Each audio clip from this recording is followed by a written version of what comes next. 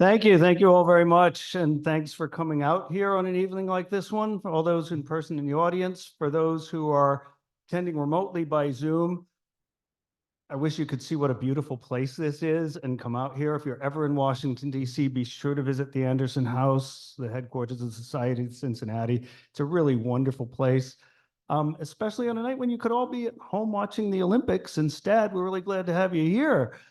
But if there were gold medals for the study of the American Revolution, we'd have 4 gold medal winners here tonight. So that's something. All right, there's an old saying that amateurs study strategy and professionals study logistics. Well, that's attributed to General Omar Bradley, who served in World War II, so it's not really that old compared to the material we're covering, but it applies pretty well to military history in general. And if you were to look at the literature on the American Revolution and think about this, amateurs study strategy, professionals study logistics, you'd think, wow, most of the authors who write books about the American Revolution are kind of in the amateur category. Because there's book after book after book about the battles and the campaigns and the campaigns and the battles. But we don't have many books about the things that most of the armies spent most of their time on. The recruiting and the training, and of course the logistics and the difficulties of moving material and people from place to place, the challenges of managing harmonious relations between an army and a local population. This is a difficult thing. The kinds of discipline and military justice that you need to keep an army together and functioning properly. This is how most armies spend most of their time, and yet it's some of the things that have the fewest pages of literature written about them. Well, Helion Publishing in Great Britain and their US affiliate Casemate Publishing asked me to help compile a book about waging war in America.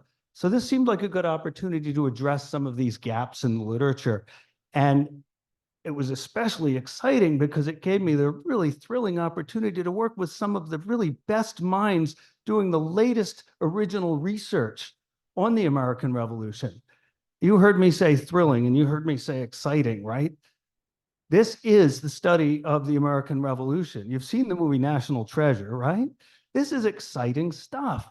And this is some of the new material that just hasn't been addressed. So after a lot of discussion and each person picking out the kinds of topics they wanted to deal with that were, we might say, behind the front lines and off the battlefield, we came up with this title, Operational Challenges of Five Armies.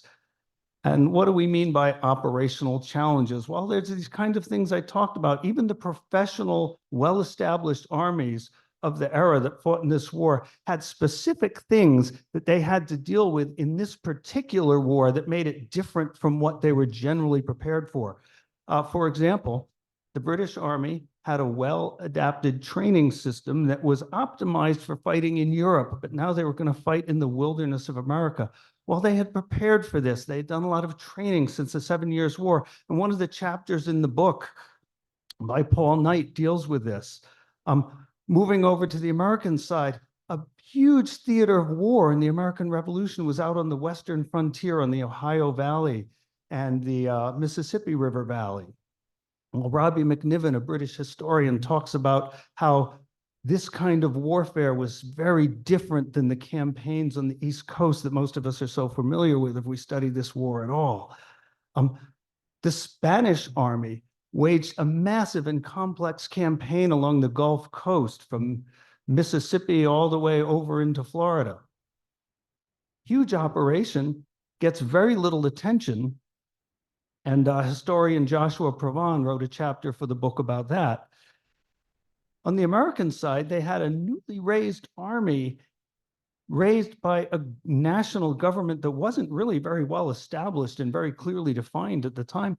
And the Continental Army had a huge problem with mutiny during the war. They out-mutinied every other army in the entire war.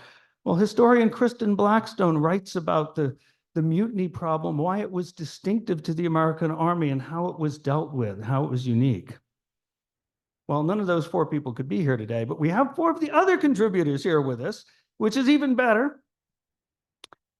First off, we're going to have John Rees talking about another one of the problems that the Continental Army had. Besides mutiny, they had some really serious problems with recruiting during the war.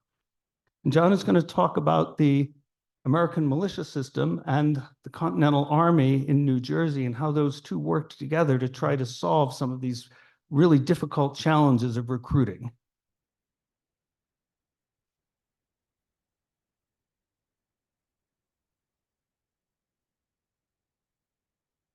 Oh, that's right. I'd rather present up here.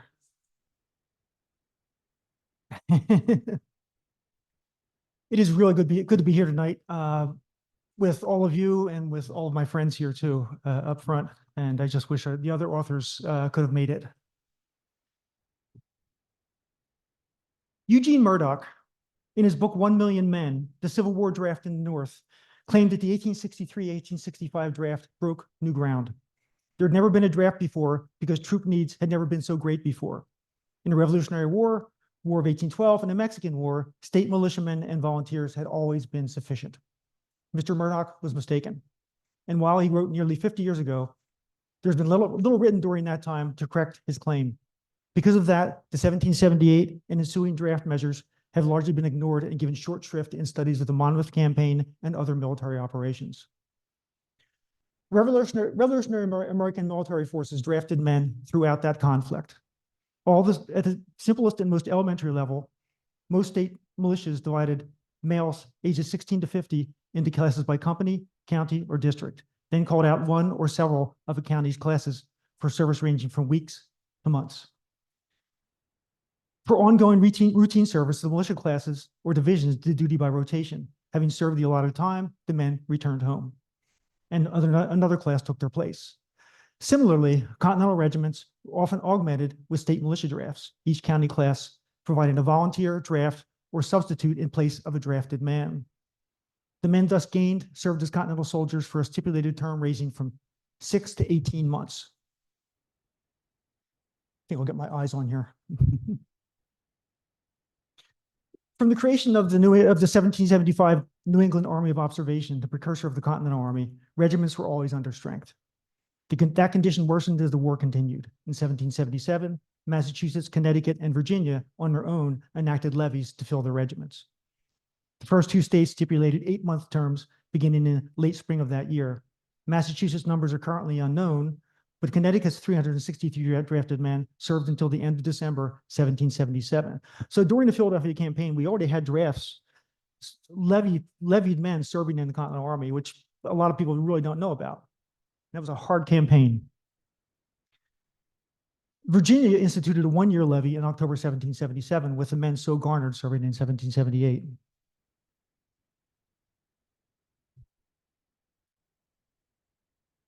Actually, that should have been my first. Here we're seeing an understrength company.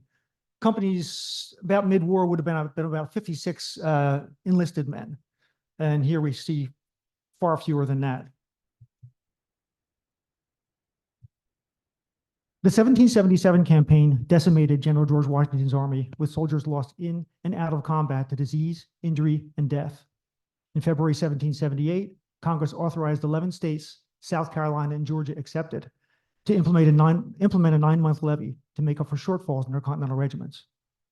New Hampshire, Pennsylvania, and Delaware opted to depend solely on the already established enlistment system, signing men on for 3 years or the war.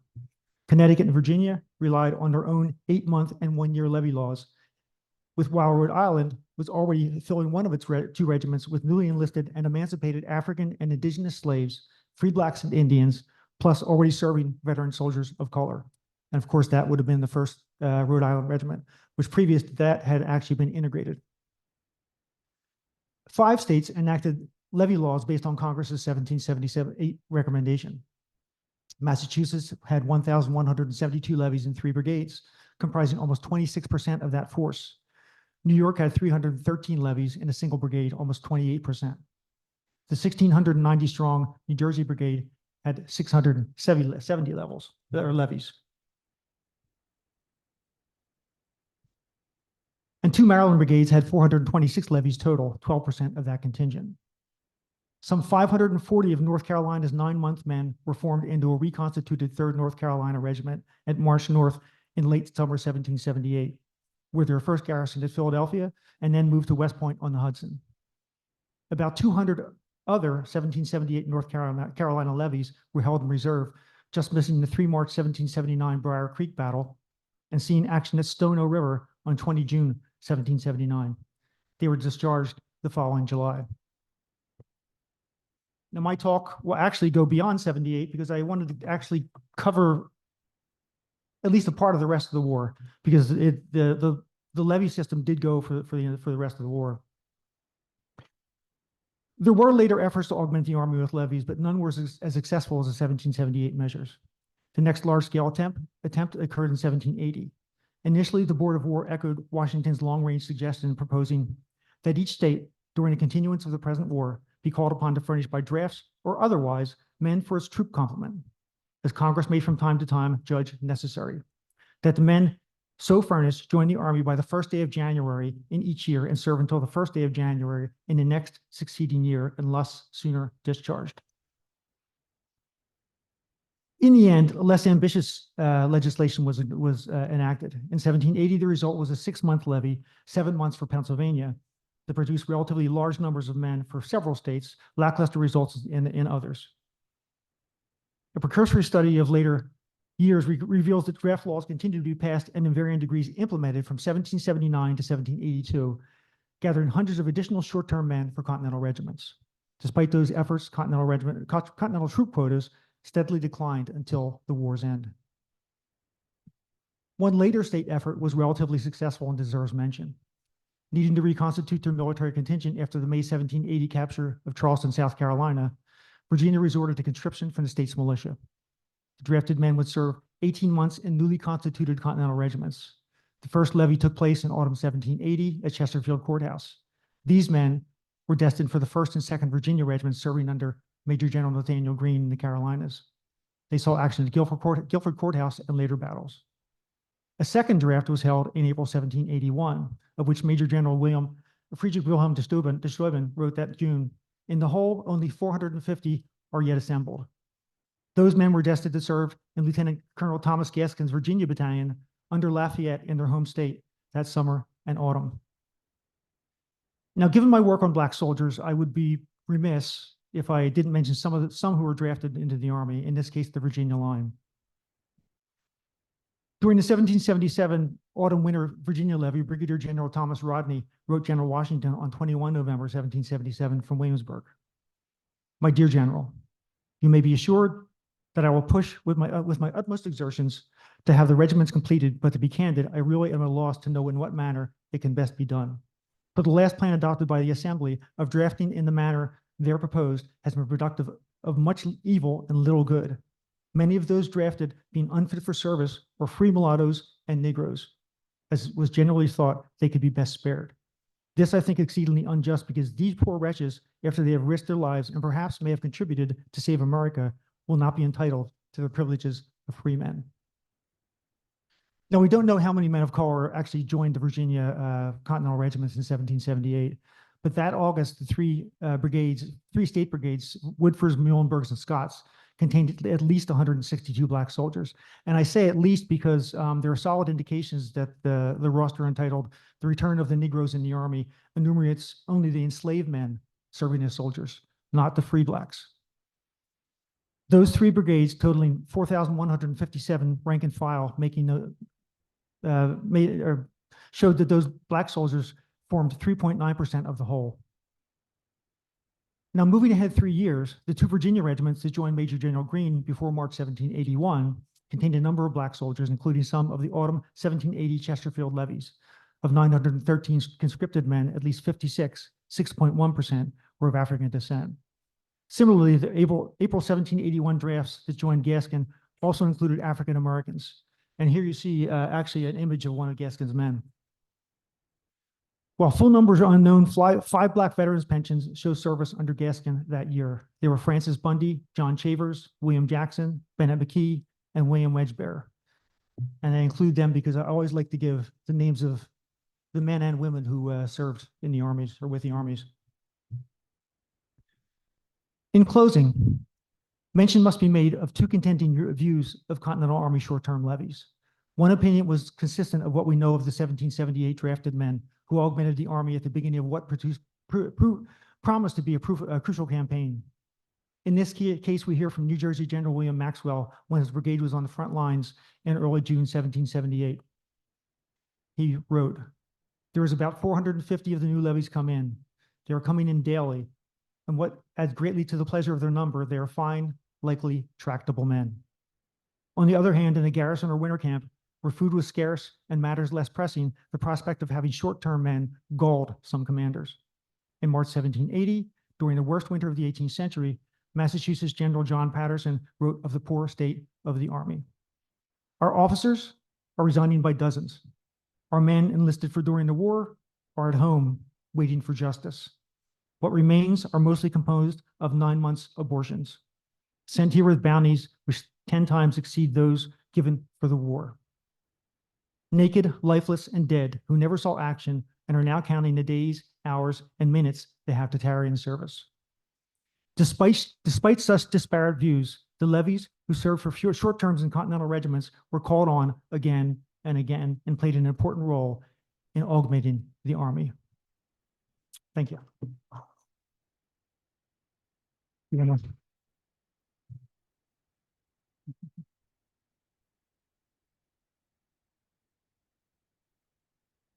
Good evening, everyone. It is indeed a great honor to be here tonight. My first visit, and it exceeds all expectations. So I'm thrilled to be included among such incredible historians up here. And thank you very much. In deciding on this subject matter for the book, I've been studying Loyalists literally since high school.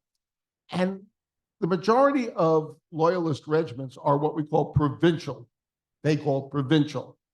Sort of the British equivalent of the Continental Army, which John is so well versed. Provincials were volunteer soldiers, as were regular British soldiers, only serving for the duration of the war, but they would be regularly paid and disciplined and armed and fed and all that good stuff. However, that only covers a portion of Loyalist military involvement during the war. So over the course of the years of study, going to the New York Historical Society and the New York Public Library and all the other cool places that researchers get to go to, you see a lot of stuff on militia.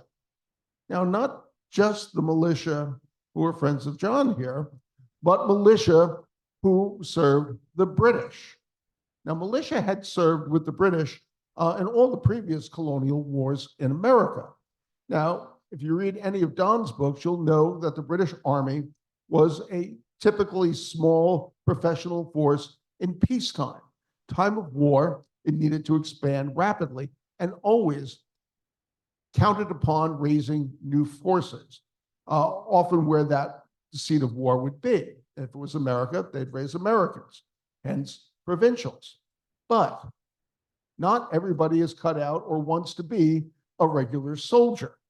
All right, if you're a farmer tending some nice fields with a nice income, the idea of earning 6 pence a day and sleeping under a canvas tent, eating salt pork, not that appealing.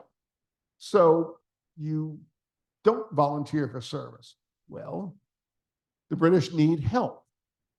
And during the course of the New York City campaign of 1776, they reestablished the militia law that had gone into effect in New York in 1775 under Governor William Tryon.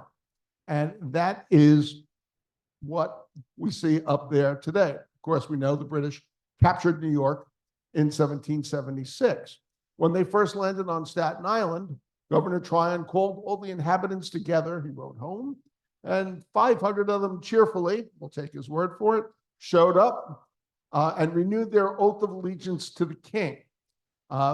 Colonel Christopher Billop, their head, immediately reformed his militia. And as the British went on, first to Brooklyn, Kings County, then the rest of Long Island, Queens and Suffolk, then of course, New York City, Manhattan, and then up into Westchester. Westchester is an interesting situation, a unique situation, in that the northern part of Westchester was firmly under the control of the rebels. The middle part of Westchester was under no one really, and the southern part, adjacent to the Kingsbridge area of the British lines, that was Loyalist country. So Westchester actually had militia simultaneously serving both sides. Now, why would the British want militia when provincials are capable of fighting? They're capable of going anywhere in North America, and did. So what use is militia? Well, for the British, it relieves their regular soldiers from doing some of the more mundane tasks. Limited manpower, you have to maximize those you have serving under you. So the militia law, in effect, everyone has to serve. 16 to 50, no Quakers, and in New York City, no firemen.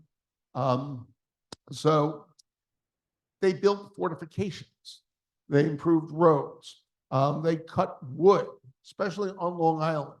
Queens County in particular was where a great deal of wood came from. Same with Suffolk. Now, each county was different in the level of loyalty, let's say, that they showed. Staten Island, pretty loyalist. Kings County, Brooklyn, Queens County, very loyalist. Suffolk County, not so much. And of course, Suffolk County was the most populous because geographically speaking, it was the largest. Manhattan, as George Washington found out, a lot of loyalists there. Westchester's, again, I'm going to use that word unique, because their regiment was referred to as the Westchester County Militia and Refugees. Now, Westchester didn't, actually, hold on for Westchester, get the end here. New York City was very different. New York City militia was organized very quickly in 1776 under Governor Tryon. But with all the provincial regiments being raised, that took precedence. And the war was going to be over by Christmas, of course. So they didn't bother putting that much effort into the militia. However, with British forces stretched as the war went on, there were opportunities for the people who did not want to be provincials to serve in Manhattan. When the British Army under General Howe went to Philadelphia in 1777, it left the British garrison very weak, approximately 7,500 men. That's really the minimum you need to garrison all the areas of New York, including Long Island and Staten Island. You can't do much in that respect. So if you want to do some offensive operations, you need a lot more people, at least to cover some of the other tasks. And they raised volunteer companies, 7 of them, plus a company of Massachusetts volunteers, all under the militia law. These 7 volunteer companies uniformed themselves. Most militia were not uniformed. They served simply what they wore from home. They armed themselves. Most militia simply used what they brought from home, not these folks. So they would do regular tours of guard duty in town. That relieved British soldiers to form offensive operations later on in 1777 under General Clinton, allowing him to go forage in New Jersey and go up the Hudson to attack the forts. What made Manhattan particularly safe from rebel attack was the fact, well, it's an island. There were no Continental Navy ships prowling the Hudson that were going to threaten it, as long as the Royal Navy had anything to say about that. However, that changed in the winter of 1779, 1780, which was referred to as the coldest winter in human memory.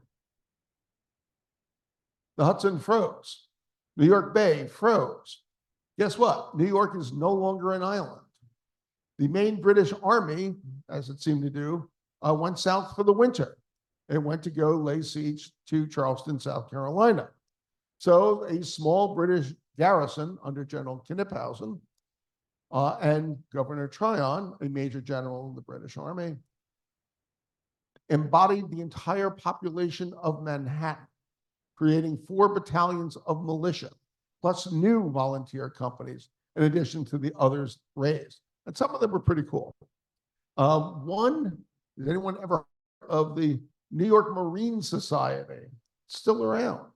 They raised their own artillery company as a militia unit to serve the British during that winter. They had a charter from King George III, and they said our people are used to serving great guns, which you could infer meaning naval guns. Those are the sorts of guns you find in fortifications. They could supplement the regular British Royal Artillery. Some of the early volunteer companies also kind of cool. The New York Rangers, not the hockey team, under Captain Christopher Benson. We have a uniform description and an original roll of their members at the New York Historical Society. Lovely. The Independent Highland Volunteers under Captain Norman Talmy had their own colors. We know that because we have the receipt from Governor Tryon for buying them for them. Is there a description of what they look like? Of course not. They undoubtedly were pretty cool looking. They raised different corps from amongst the civil branches of the Army. But when you look at all these counties together, between them, 8,000 men could serve the British when needed. So we mentioned Westchester before. And if that portrait looks familiar to anybody here, well, it's because, well, it's here. That is James Delancey. That is the colonel, or that was the colonel, of the Westchester County Militia and Refugees. He has the uniform that is prescribed for the officers of the Queens County Militia. So it may have been a county-wide, New York-wide thing for redcoats, face blue for all the officers. The enlisted men, not so much. Though there is a cavalryman's coatee from the Queens County Militia in Oyster Bay, Long Island. It's very nice. But Delancey's was the exception to the rule as far as militia duty was concerned. They didn't chop wood. They didn't build fortifications. They engaged in combat. If you wanted to fight, you went to join James Delancey. That's why and refugees is added after militia. In addition, for the people living there who had to serve, people came from Connecticut, New Jersey, upstate New York to serve under James Delancey. And they were a very, very effective fighting force.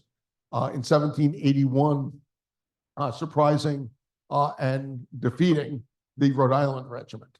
So they went after Continentals as well, and including some of Bob's friends of Lauzon's Legion. So they were a feisty bunch, but the militia was able to supplement the British forces, allowing their troops to do more soldier-like things. There's no tales written about them. They achieved no great glory. They weren't intended to. That wasn't their job, but the British needed them nonetheless. Thank you. All right, thank you, Todd. Now, Todd just talked about militia supplementing the British regular army, and you probably are all familiar with another way that the British supplemented their regular army, namely with the German soldiers that are widely called Hessians, even though many of them weren't, and who are also widely called mercenaries, even though by modern definitions, none of them were. Now, Dr. Alex Burns has taken deep dives into German regimental and German archival sources and other documents and discovered that the Germans kind of get a bad rap in this war. They're often characterized as being highly formal and slow-moving and ill-prepared for the kind of fighting that happened in America. And it turns out that that isn't really so. What do you say, Alex? Thanks so much, Don. It's always a pleasure to be here at the Anderson House, and especially this week as a fellow of the society, society that honors the descendants of Revolutionary War officers. In the Revolutionary War, my ancestors were in the 64th and 71st Regiments of Foot, and so I always am concerned that I'll burst into flames when I'm in the Anderson House or speaking to the DAR or something like this. But I'm here, as Don has already suggested, to kind of pick up with one of the problems that Todd raised, and that is, how did the British, with a very small professional army, bulk out their forces in order to wage not just a war here in North America, but really a global war? And one of the ways they do that is they turn to some of their traditional friends. And these are the German subsidy troops. You can see the German term for them here, Subsidientruppen, here on the slide. Today, we often call them Hessians. We often call them mercenaries. Sometimes we just call them the German troops. One of the other advantages of doing this panel while being a library fellow is I was kind of in the archives this week here at the Anderson House and reading in the Pennsylvania Magazine of History and Biography. And I was reading an article from the late 19th century. And they described the troops as German auxiliary troops in British pay. And that's a mouthful, and we probably wouldn't say that on Twitter today, but it's a very accurate description of what these soldiers are doing. They're not quite mercenaries. They're soldiers from their own home armies, but they're being paid a Subsidientruppen, from the British government to their government in order to go and fight in America. So, not just Hessians, even though frequently Dr. Friederike Bär has a phenomenal book that's just come out in the last couple of years on these soldiers. It won the Society's book prize last year. It's titled The Hessians. Again, kind of a shorthand way to remember these troops. They're also Germans. They're German speakers. There is no Germany at this time. It's the Holy Roman Empire is the political organization of German Central Europe at this time. And there's a large number of small countries, particularly in Western and Southwestern Germany, where these soldiers are drawn from. They're traditional allies of the British. They helped the British in the 7 Years' War, what we call the French and Indian War in North America, when a large British army was deployed to continental Europe and fought alongside these German-speaking soldiers from a number of small states. Now, you can see the various states listed there. I'm not going to go through each and every one, but do remember the Hessians from Hessen-Kassel, and also the Brunswickers, we say in English, from Braunschweig-Wolfenbüttel. These are the two largest contingents. They maintain, to some extent, their own organizational and tactical identity when they come to North America. And this is one of the reasons why the British turned to them. Initially, the British don't come back to the Hessians because they owe them a lot of money from the 7 Years' War. And they know the first thing that the Hessians will insist on is being paid for the last war if they come and fight in this conflict. And so as a result, the British first turn to Russia, and they write to Catherine, the Empress of the Russians, and say, hey, would you send us 20,000 soldiers to go and fight in America? Now, Catherine's got her hands full in a war with the Ottoman Turks, and so she demurs, she declines. The British are forced to go and sort of re-up and pay the bill from the last war to the Hessians, and then these troops are sent to America in early 1776.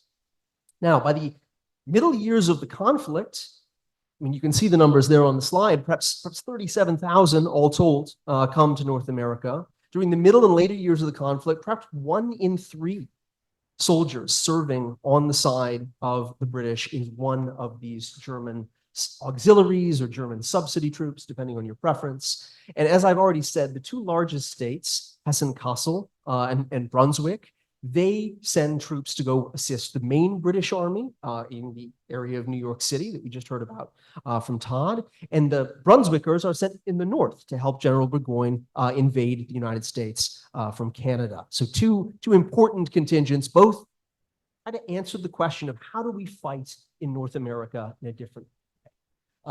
Here's a map showing the various locations of these states. Again, if we were looking at the global American War of Independence, because it really is a world war, just like that 7 Years' War was a world war, we would also talk about troops from the electorate of Hanover. In fact, we were talking about them at dinner. A number of them go to fight in India. So in addition to the 6 states that come and serve here in North America, other forces are deployed around the world.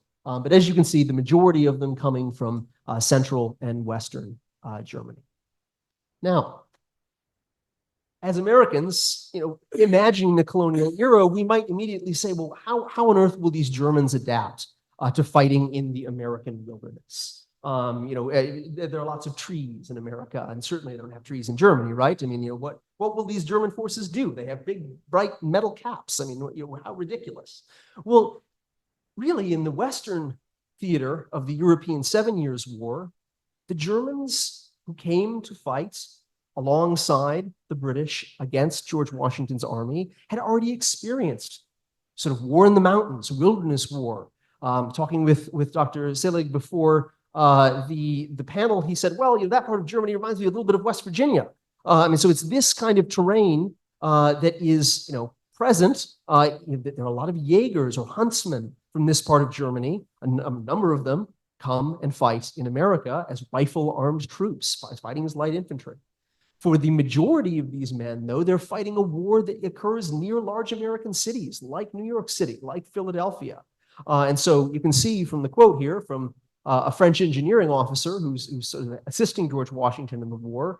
For many of these European observers, those fighting on the East Coast, not in the upper country, this isn't really a wilderness war. It looks a little bit more like sort of a war in Europe, perhaps, than some sort of, Daniel Day-Lewis-esque experience, out in the wilderness. Now, the British adapt to fighting in North America by opening up their files and deploying an open order so they can maneuver more effectively in a woodland environment. They reduce the number of ranks in their battalions when the men are all lined up from 3 ranks down to 2. It's a more flexible formation. It's a formation that can fight better in a woodland environment. The Hessians consider this, but they actually decide to employ strategies that they used first in the 7 Years' War over in Europe.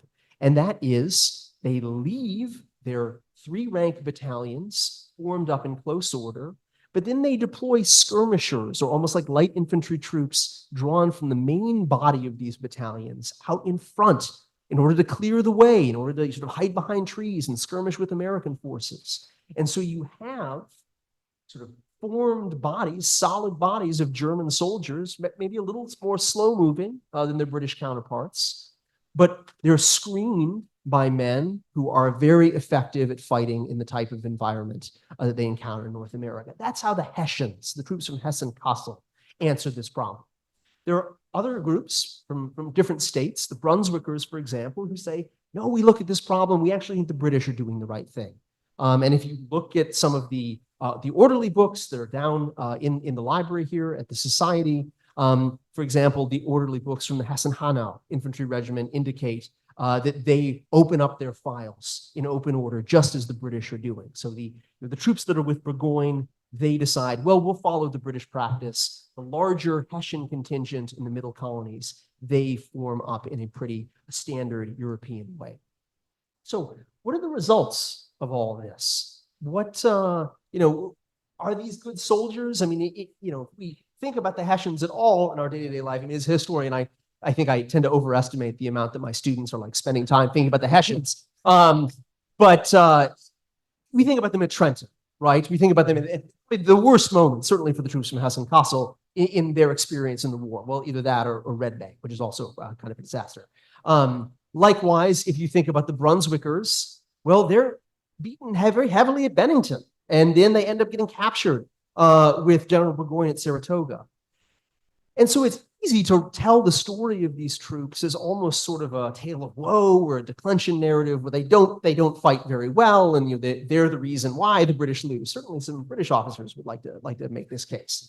But in actuality, for each one of these disasters that I've mentioned, there are moments where the Hessians perform quite well. Their skirmishing tactics, the use of flunkers out in front of the main body of their troops, it works very well at the Battle of White Plains. In the Battle of Freeman's Farm on September 19th, 1777, it's actually the Braunschweigers, the Brunswickers, that save the day. General Riedesel shows up on the flank of the American army and manages to save some British regiments that were in trouble. And so I think it's important to as we dwell on these soldiers, as we dwell on their contribution, to the American War of Independence, to remember the places they were defeated, but also remember they adapted to North America quite well. And in some ways, the tactics that they employed prefigure or presage elements of Napoleonic warfare. Thank you so much.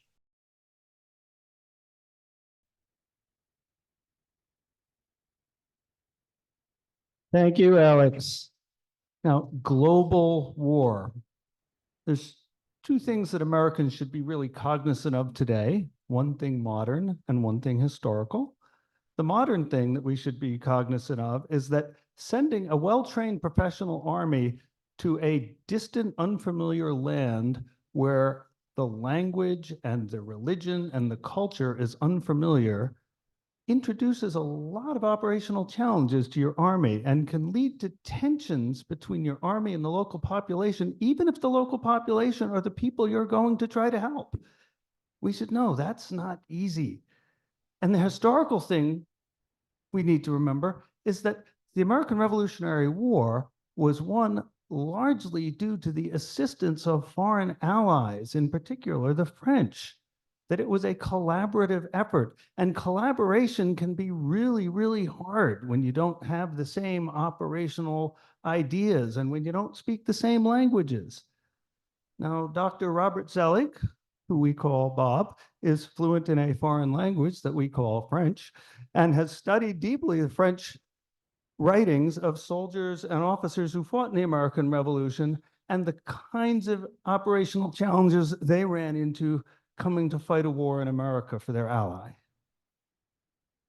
Thank you. Started with yes, I will end with that. As a former college professor, I'm not used to teaching or preaching, sitting down in the 2020s. Apparently, things may have changed. However, thank you very much. It's always great to be back here at the Anderson House. And as Don was saying, if we do research into the role of France and French soldiers in the American War of Independence, this is the place to come. Just don't tell anybody. We don't want the library over used here. Thank you also for my predecessor speaking about Hessians in the British service. Let's not forget that the French army, of course, also had a Hessian regiment from Hesse-Darmstadt, and they were actually in the process of embarking for America when the war ended. The French army has 12 foreign regiments, German, Irish, whatever, so that's nothing new. What is different, however, I think, is that unlike the British, unlike the Hessians, also unlike the Loyalists, I would like to say, the French are here as America's allies. They are here as America's allies. However, they're also the group that spends the shortest time period in the United States, barely 30 months. They're also an army that is here that is never engaged in open battle.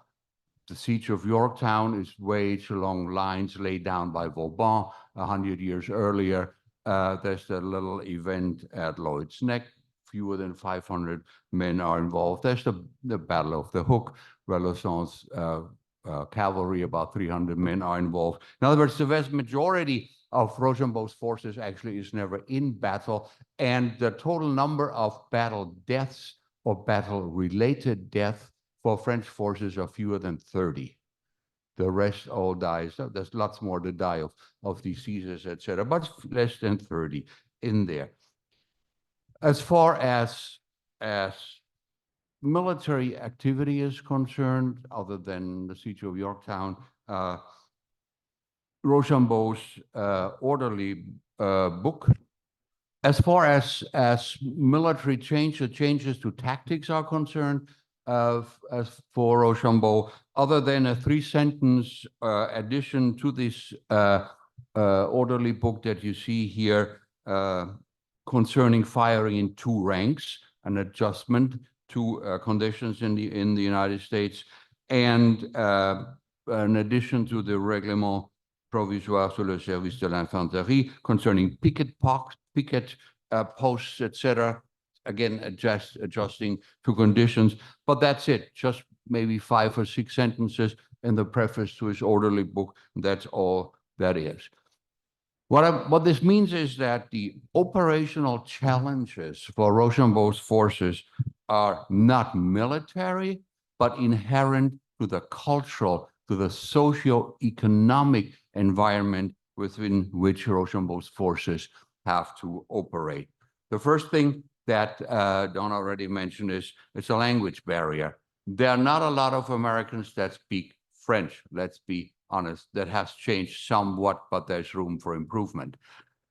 There are not a lot of French soldiers that speak English. Actually, the French engineers have to learn English. That's part of their curriculum at Messières.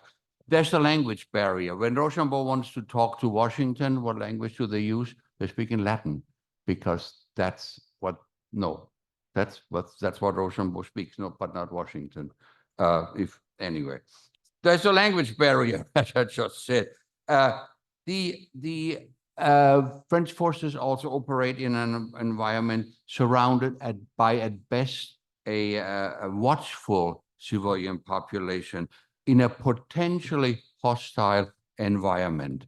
And the third operational challenge that we have is that Continental Army officers and French Army officers come from totally different cultural, social, and economic backgrounds.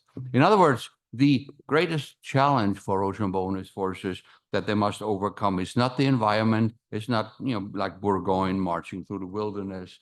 It is not unfamiliar forms of combat, Americans lurking behind trees, stuff like that, but what we would call winning the hearts and minds of the populations. Let's not forget that the United States is born in a cultural environment which is in part shaped by a century of anti-Catholic and by implication anti-French propaganda. Think of the revocation of the Edict of Nantes, 1685, the Glorious Revolution, 1688, overthrow of the Catholic King James II in favor of William of Orange and William and Mary, and think at the same time an increasingly expansionist foreign policy of Louis XIV, beginning with the Anglo-French War of 1688. So, and the next century until French forces arrive on the Rochambeau is a century of warfare, British-French warfare, global warfare, which means that by 1763, when the French and Indian War is over, there are not very Americans who have met a Frenchman not on a battlefield, looking at him at the other end of his musket. If those are the challenges that Rochambeau has to overcome, how does he overcome those? The first is discipline. In the orderly book says, la discipline la plus exacte, plus sévère, the most exact and severe discipline will be observed in all respects, even though Rochambeau reserves for himself punishments. No piece of wood, right? No bundle of straw, no kind of vegetable, nothing was to be taken unless it was paid for by mutual agreement. And Rochambeau meant what he said, because within 3 days of arrival already, there's an officer servant who is arrested for having taken a small amount of fodder without paying for it.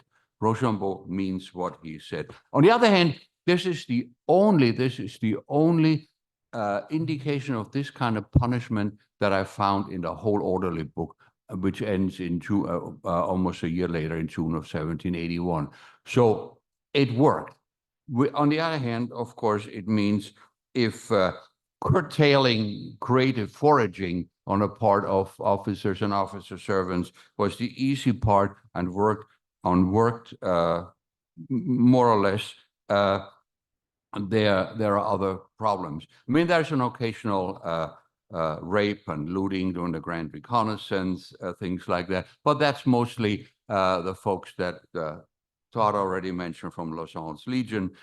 However, they're all German speaking anyway in the process. As far as desertion, those kind of issues are concerned, it's really not a concern to Rochambeau because most of his soldiers speak French.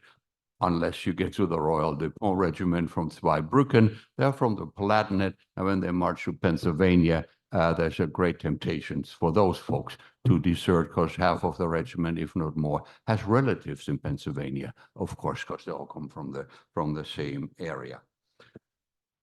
Louis XIV instructions to Rochambeau aimed at keeping relations with the Americans as smooth as possible, but adjusting to the social norms of Americans is not that easy and poses challenges on both sides, because if the French don't know anything about Americans, Americans know very little or as much about the French that have come as their allies.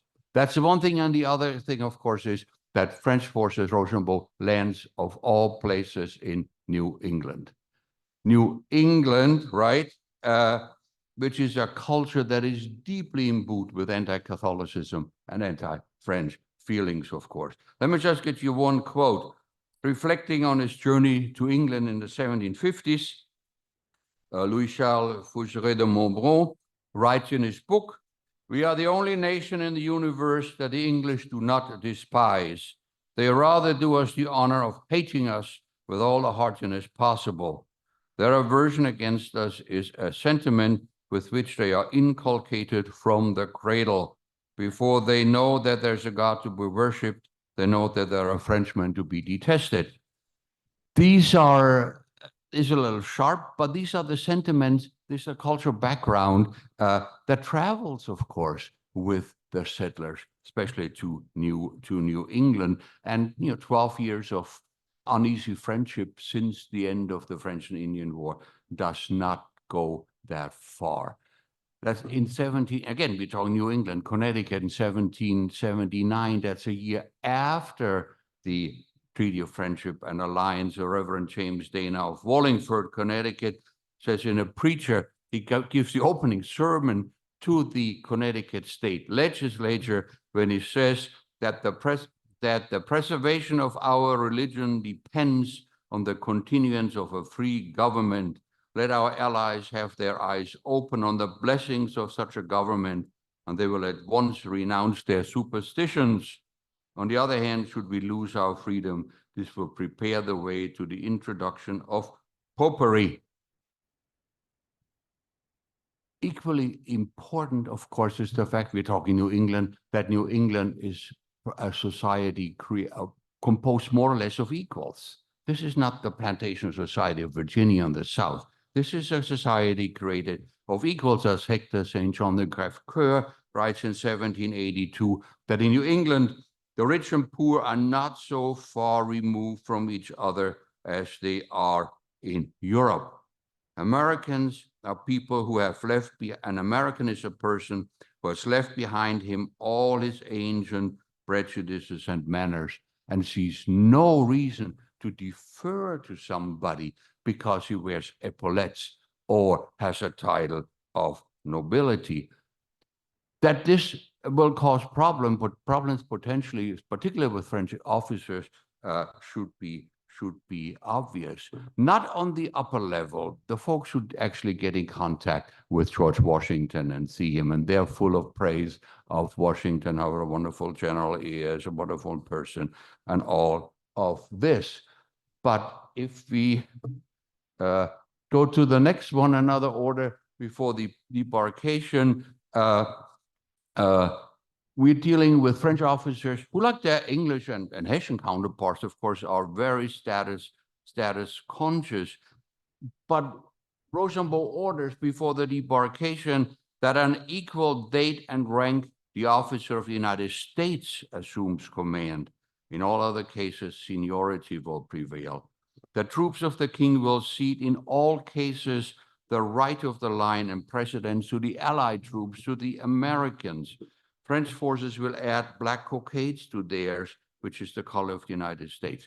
You can imagine that how this rankles some French officers like the brothers Le Pont, who can trace their ancestry back to before Charlemagne, to the grandparents of Charlemagne.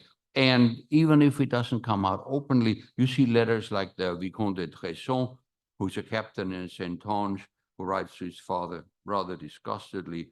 Here, they have more respect for a lout than they have for a duke in France. Well, maybe somebody told this officer that we have no princes here for whom we toil and starve and bleed.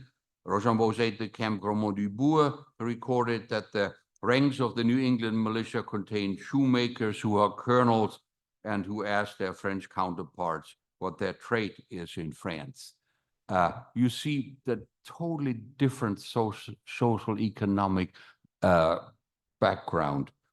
As far as French and British, probably Hessian and British officers were concerned as well, the concept of culture, of civilization, of manners is well beyond the intellectual horizon of the average American officer. The rules of warfare are obviously different. Let me finish with one more quote, where the Chevalier de Coriolis writes to his father, "Here it is not like it is in Europe, where when the troops are on the march, you can take horses, you can take wagons, you can issue billets for lodging, and with the aid of a gendarme, overcome any difficulties the inhabitants might make. But in America, the people say they are free. And if a proprietor who doesn't like the look of your face tells you he doesn't want to lodge you, you must seek lodging elsewhere. In the words, I don't want to ends the business, and there is no means of appeal." France had entered the war in 1778 in part to assist the United States in gaining their independence, and the deployment of Rochambeau's 6,000 forces in July 1780 ends with the victory at Yorktown in October 1781. Rochambeau and Washington had achieved their goal. But the operational challenges Rochambeau and the French army faced were not primarily military, but inherent in American society, in a cultural environment in which Rochambeau had to operate. Continental Army officers are the comrades in arms, but there's very little contact. And if you read why there's not a lot of contact on a company grade level, for American officers will say, we constantly get invitations from French officers, but we can't accept them because we can't invite them back. We don't have any money to give them a dinner. The French are American allies operating in an environment surrounded by potentially hostile populations whose hearts and minds need to be won, and the hearts and minds are won eventually, if nothing else, because unlike the British and the Continentals and the Loyalists and the Hessians, the Rochambeau's French forces do not rob and steal, etc., as seems to be customary in the other armies. And the Rochambeau's forces, of course, also have something that neither the Loyalists nor the Continental Army has, and that's gold and silver. And at some point, Jeffrey Whiting writes from Hartford, money is very scarce among the people in general. Their daily prayers are that the French army may return soon to their part of the world, that money may again circulate amongst them. Who says money can't buy happiness? Thank you very much.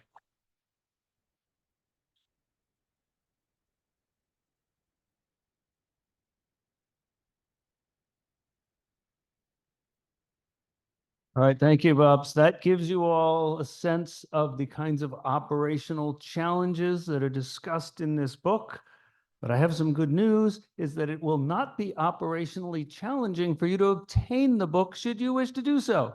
And the U.S. distributor of the book, Casemate Publishing, has been kind enough to offer a discount code for you and you and you and all those in our studio audience and at home who would like to purchase a copy. The discount code was not my idea, it was their idea, but there it is, 25% off.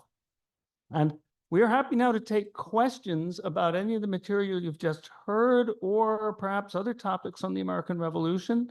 Our host, Andrew, is going to help out with this here. My own expertise is on the British Army, and then we have John on the Continental Army, Todd on the Loyalists, Alex on the Germans, the Hessians, and Bob on the French. Questions can be directed to the panel in general or to an individual as you wish. If I could just please ask you to raise your hand and wait for the microphone so everybody online can hear you too. So, thank you.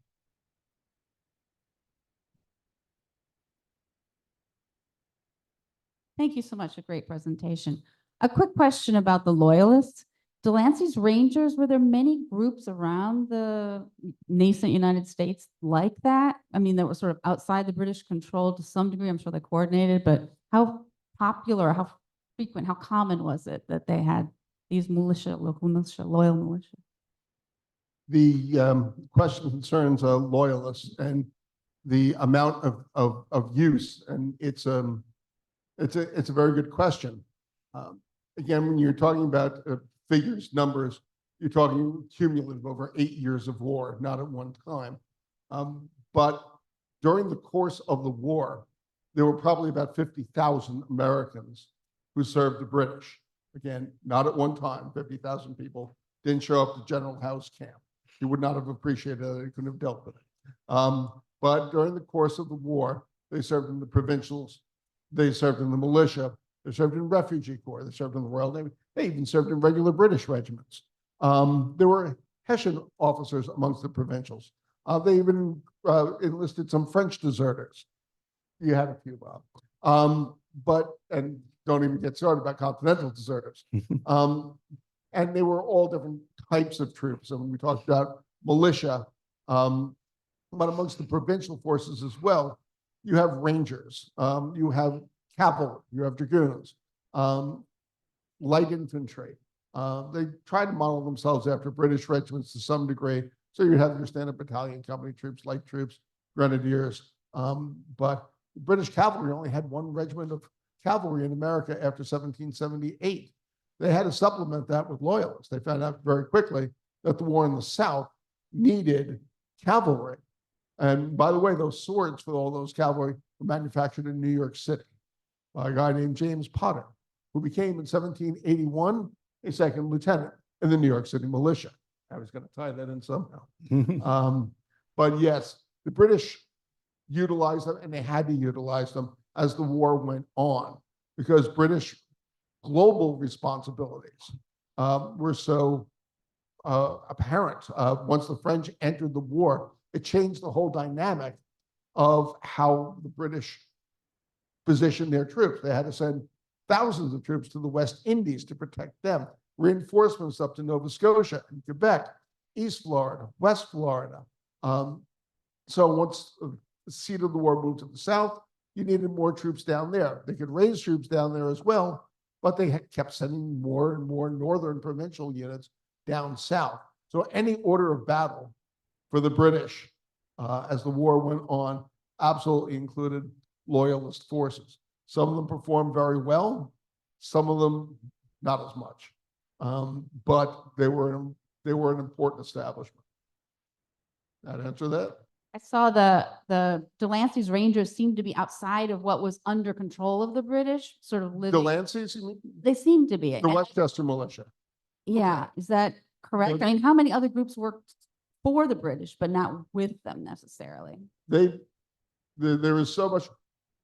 This should be an excellent future presentation, by the way, on the Westchester County militia and refugees, just to throw that out there. But when they started up in basically 1777 under James Delancey, Delancey himself was captured in November of 1777. And the militia passed to Major Mansfield Barrymore, then Lieutenant Colonel Isaac Hatfield, till Delancey returned in February of 1780, when it really took off.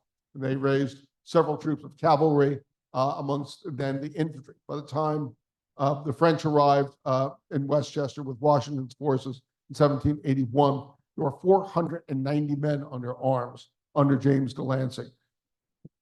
A lot of people write that they were not under the British or not well organized, or they were freelancers or freebooters or whatnot. And certainly they took liberties with local inhabitants, no question about that. But their commissions were assigned by Governor Tryon. They were, in fact, the Westchester militia. There is no question about that. All their officers were regularly commissioned and subject to the same rules of war. So they called themselves all kinds of cool things, amongst them Rangers and other things, but they were the Westchester Militia.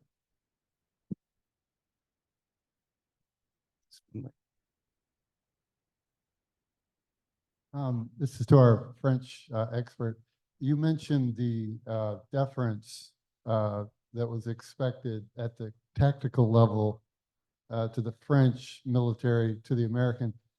At the Battle of Yorktown, how did Rochambeau and Washington, how much of that strategic conception was Rochambeau's? And then it's my understanding the operational siege warfare was Rochambeau, but how much of the strategic and operational aspect was Washington and how much was Rochambeau?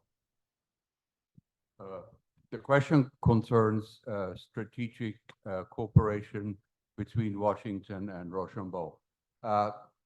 Point one, Rochambeau has orders to always accept and acknowledge Washington as the commanding officer of all forces, American as well as Continental.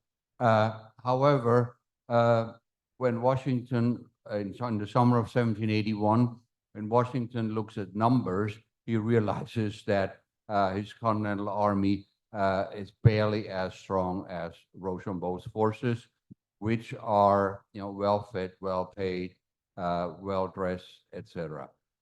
So the reality clearly shows that. And then when you get to the Yorktown campaign and the news comes, and no matter what you do, whether you attack New York City or you go down to Yorktown eventually, you need the French Navy. You cannot lay siege to New York City as long as the harbor is open, because then British forces they're going to be supplied, till the hen chickens come home, however that's showing. Yes.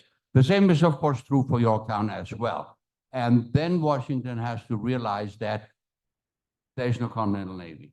In other words, wherever the the French Navy goes, which is a sine qua non for any successful siege operation, it will not be Rochambeau or Washington. It will be de Grasse who will decide where the campaign of 1781 will end, because we have to go to where the Navy is sailing.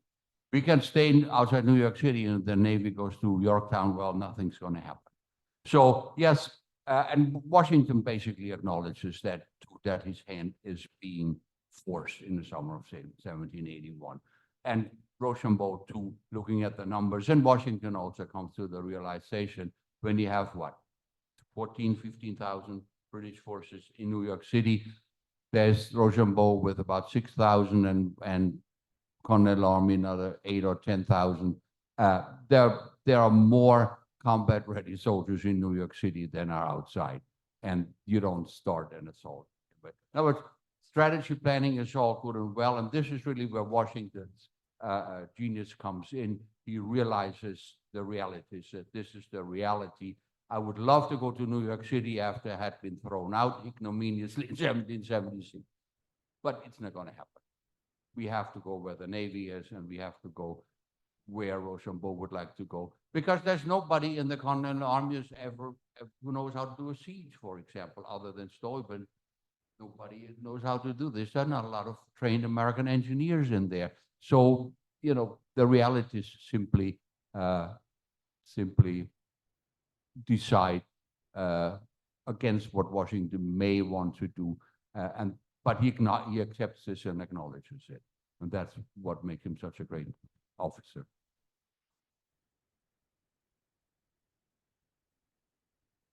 Thank you. I'll go with Steubenville on this one. So, all right. Dr. Burns, a lot of folklore in the United States, the Shenandoah Valley, Pennsylvania, et cetera, that significant numbers of those German troops opted to stay with us in the original 13 states. What is your best educated guess of what fraction of those men actually did decide to stay with us? Yeah, absolutely. So this is actually a subject that the outside reader of my master's thesis, Daniel Krebs, did a lot of work on in his book, A Generous and Merciful Enemy. And it varies contingent by contingent, but as I remember off the top of my head, it's never larger than 12%. So sometimes you see people claim, well, 30 or 40% of them stayed here in America. Usually it's more like in the teens, and overwhelmingly, it's not people deserting during the war. It's people who are given the option, Hessian soldiers given the option, the war's done, you can stay here in America or you can go back to Europe. They choose to stay, and that's how we get to that figure of 12 or 15%. Okay, absolutely. I have two questions for the whole panel. My first one is a quick question on your opinion is, why do you think so many of the battles were fought inside state and national parks? My second question is, when all of us read and others research, we always come across this throwaway line that the Americans were facing the most powerful force in the world, in the British Army. And yet the British didn't deliver the knockout blow by the end of '76. The Saratoga campaign was a disaster organizationally and cooperationally. Other examples in the Carolinas. What do you think when you read that notion that including Don? What do you all think of that notion? Well, I'm going to give a real quick answer first, is that, there are different measures by which people call the British Army let me rephrase it. People say, oh, the British had the best army in the world. Well, by what measure? It wasn't the biggest army. It was a really well-trained army. But, how are you measuring these terms best? The real two main factors in my eyes. One was the British never had a big enough army to fight a war well enough on the scale that would have been necessary to settle this problem by force. My own opinion was that once the fighting actually broke out, the British had already lost. Remember, the American Rebellion began before the Revolutionary War started, and it would have been a much better solved problem through diplomatic means than ever trying to solve it militarily. Once they tried to solve it militarily, they just never had enough troops. But if you start looking battle by battle, tactically, how things went on the battlefield, the British Army did exceptionally well in this particular war. But nobody had a strategy that was really going to be successful about how to put down a popular rebellion in a foreign culture that they really didn't understand very well. This is another thing that Americans should be really cognizant of today. You can't always just throw a really good military at a problem and solve it. Even if the military does really well, sometimes it just doesn't end up solving the problem you're trying to solve. So there's my opinion on that. The British Army did fight exceptionally well, but there was a problem of overall capacity and a problem of strategy. Yeah, if I could follow up. As a scholar who studies 18th century Prussia and has worked, in comparison between these two armies, I mean, the Prussian army has more advanced training regiments, more sense of like esprit de corps developed in individual units and kind of unit cohesion and morale. In some ways, probably the Russian military is a man for man, force at least as effective as the British Army is in that point of the 18th century. Over the 4th of July, I was fortunate enough to go spend some time at the Museum of the American Revolution, and they sort of sidestep this phrase in a different way. They say it's the most powerful empire in the world. And I think that's definitely a true statement. I mean, you look at the British Navy, the financial resources that Britain has at its disposal. It's a very powerful 18th century empire. It may not have the best army in the world. Yeah, one aspect, and I don't know if Don agrees, it seems certainly on the naval level, it took the British quite long to actually get ready for this war, to fully mobilize the Navy and its forces in there, because they thought it's going to be over by Christmas. There are a couple of farmers here behind trees. This, it's going to be over very quickly, and it took longer and longer. But that delay in mobilizing, getting ready for this war, I think also helped the Americans in there. Just to follow on what Bob just said, from a loyalist perspective, the suppression of Loyalist activity, not so much from the rebels, and of course there was, but in their own minds from the British. At the beginning of the war, when they wanted to raise all these provincial units, they had no supplies for them whatsoever. This is something Loyalists actually wrote about. The provincial staff actually wrote about later in the war as to why things are as they are now. And they had close to 5,000 men join the British during and after the New York City campaign. They had 0 uniforms to give them.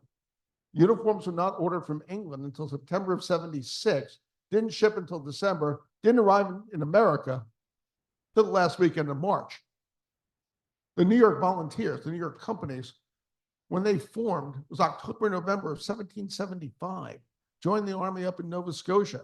Up until that time, the last week of March 1777, were still serving in what they brought from home.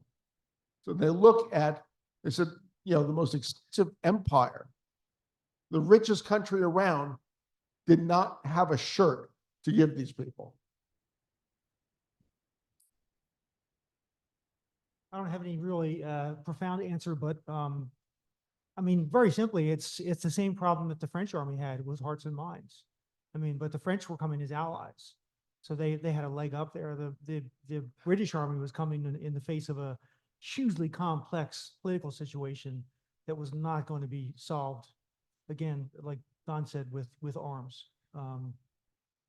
And there was just no way that, I mean, the British had a problem supporting their own loyalist populations, not just their troops, but the loyalist populations that were beyond their reach. You can see that in the South when they, you know, the loyalists would rise up with the British and join the British army would leave, and the Continentals would come in, and there would be reprisals, and so it's just hearts and minds, really. Yeah, something Americans need to be keenly aware of today when we think about foreign policy is that cultural arrogance does not get you far in foreign policy. Don't be dismissive of what other people are saying. Don't be dismissive of their cultural values. It doesn't get you far.